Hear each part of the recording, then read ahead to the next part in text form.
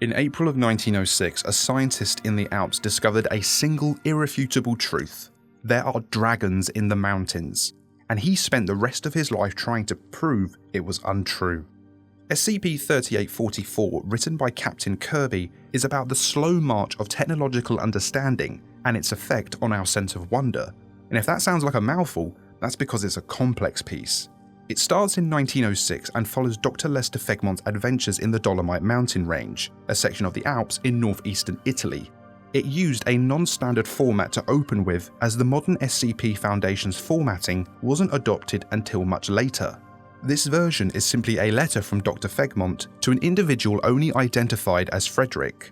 In the letter, our intrepid doctor recalls how he spotted something miraculous flying overhead, a dragon. This dragon fits all the stories you've heard about them. It's huge, it breathes fire, and it collects treasure. Tharnok is the dragon's name, as the good doctor soon learns, and the anomaly is a friendly sort of beast. Once confronted in his cave, Tharnok transforms into a human in order to seem less threatening. He speaks with the exploration team and eventually they come to an agreement. The terms are paraphrased from the article as follows. The anomaly will only fly out of its cave once a day. It will remain in the Dolomite Mountains and stay low, and it will not roar or speak during its trips.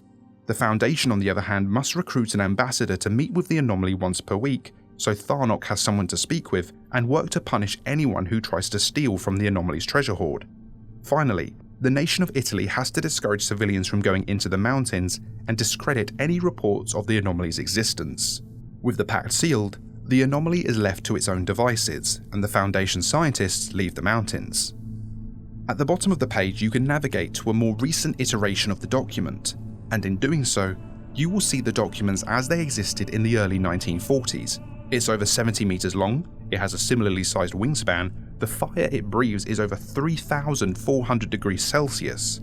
It speaks 14 languages, and the wealth this anomaly has accumulated is so vast that it's uncountable. There is a note about using artillery to shoot down anything flying over the containment perimeter, with a notable lack of exceptions for the anomaly itself. It seems the Foundation is willing to kill this thing if they cannot keep it contained. Later in this iteration, an interview with the anomaly by Dr. Lester Fegmont, the writer of the original documentation in 1906, is carried out. In this interview, it seems the anomaly is aware of its own updated containment procedures, and has been told that it is no longer to fly under any circumstances. The anomaly does not seem to object too strenuously to these limitations, though it does seem hopeful that the more restrictive measures will end after the war. Because of course, this is northern Italy in 1941. World War II is in full swing. It won't be until 1943 that the first invasion of Italy by the Allies begins. Until then, the area is under Axis control, and with this backdrop, the cause for the more restrictive containment procedures starts to come into a sharper focus. The interview log even explicitly calls it out in this exchange. The war is your whole world, isn't it? Not so much. Governments just pay us to keep anomalies out of the hands of the other side. Can't imagine what would happen if people got a hold of anomalous rifles or... Dragons. Yes, dragons. This is followed by quite a bit of silence. In fact, we skip all the way to the 80s. It's never explained in the work how the Foundation retained access to SCP-3844 during the Axis' control over Europe, or the troubling implication that the Foundation is a neutral participant in the Second World War. But in the end, the article skips over all of this. Each iteration is quite short after all, and moves on to the updated document set later in the century. By 1984, something has happened to the anomaly. Over the past 43 years, it has gotten considerably smaller. Its dragon's breath is cooler than it was in the 40s. Perhaps more perplexingly, the value of the anomaly's hoard is now a countable amount in the billions. It knows less languages as well, which was an unexpected detail. Almost all of the other changes can have mundane explanations. Maybe. It's been kept in captivity for 40 years, so it shrunk, it became less powerful. The hoard was never truly priceless, just harder to count. And now the Foundation has had time to quantify it, everything makes sense. But going from knowing 14 languages to 7 is less explainable. Something is going wrong here. The interview log sheds a bit of light on this problem. Dr. Lester Fegmont is now an O5 council member.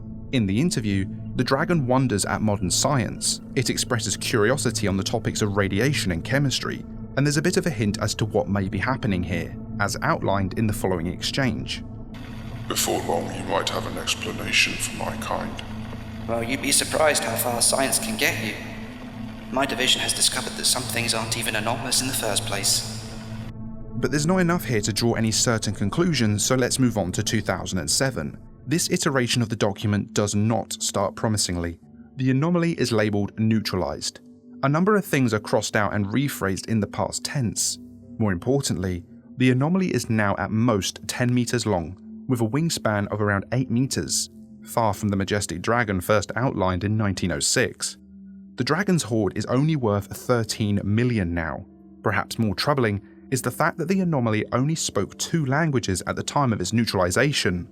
This document contains an interview as well. In it, SCP-3844 expresses disbelief that Dr. Lester Fegmont is still alive, given standard human lifespans, but the O5 Council member rebuts that thermatology and time-affecting technology has led to his longevity. The dragon calls that magic. Fegmont disagrees. And as the interview progresses, the anomaly speaks on the topic of magic and how it finds technology and science fascinating, but thinks it might have an allergy to it, or something. The anomaly informs Dr. Fegmont that it will be breaching containment. It says that it cannot live here in containment anymore, that it won't believe that the world lacks a need of whimsy. The Foundation shoots Tharnok down and kills it almost immediately after it takes off. When they recover the body, they discover a non-anomalous species of flying lizard. The cavern that once housed it is now only a meter deep. Everything about the creature that made it anomalous is gone. In its place is a dead, mundane lizard. But the story does not end there. If you click through to the next iteration of the document, you'll find a document that outlines even more creatures just like 3844 throughout the world, in the Himalayan, Rocky, Appalachian, Andes, and Dolomite mountain ranges. At the end is a single note: dragons. There are still dragons in the mountains. SCP-3844 is a bit more complex than one might initially consider on the surface, but the underlying message is clear. Understanding the world causes the magic to die inside us.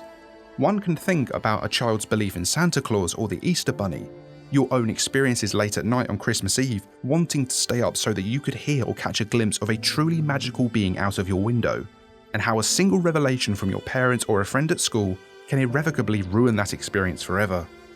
In the world of the Foundation, a real medieval-style dragon. Over time, and through hard work, the Foundation explained it away. Literally. But the ending hangs a hat on the idea that perhaps the magic isn't completely dead for everyone, because there are more dragons in mountains all over the world. Though if you dig a bit deeper into the meaning, you may not find this to be as uplifting an ending as you first suspected. The Foundation discovered a dragon and choked it to death for over nearly a century. Now they know about the other dragons. With all they've learned in 100 years, how long might it take before the Foundation destroys magic? Forever. Check out this video for another great story, and please be sure to leave a like if you made it this far, it really helps the channel. Shout out to Dr. Sumerian for writing this. Thank you my wonderful patrons, and shout out to Andre Bachert, Matthew Duncan, Viger, Infinite Tune, and Ryan Brenner.